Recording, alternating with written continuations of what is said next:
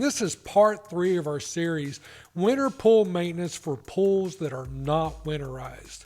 This episode is Protecting the Pool Body. Please subscribe to our channel and like and comment. This really helps us get the message to more people. First, you still need to brush your pool every week and keep leaves and debris out of the pool. Allowing debris to sit in the pool can lead to staining, and it puts nutrients in the water that will feed algae. Make sure that your skimmer baskets are in good condition and replace them if needed. Some automated cleaners recommend that you do not leave them in the pool below certain water temperatures.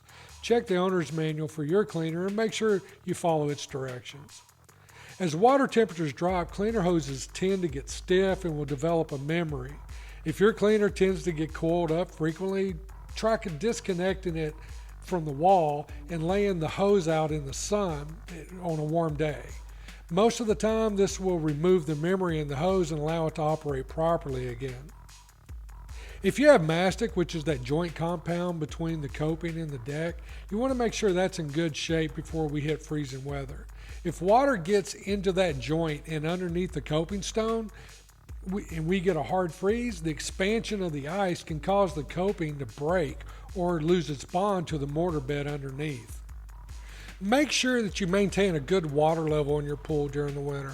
In cold spells, your water is warmer than the air, and that can greatly increase evaporation. And if you get a hard cold spell, you may not be able to get water into the pool by using your normal methods. Your spigots may be frozen and unusable, and if you have a sprinkler system, it may freeze or it may be winterized. So if cold weather is predicted, make sure that you get your water level up as high as you can without overflowing it. If your water level gets too low, your pump may lose prime and may not be able to circulate water, and that can lead to freeze damage. I also recommend that you keep a dry water hose available. If your spigots are working but all of your water hoses are frozen, you can't get water into the pool.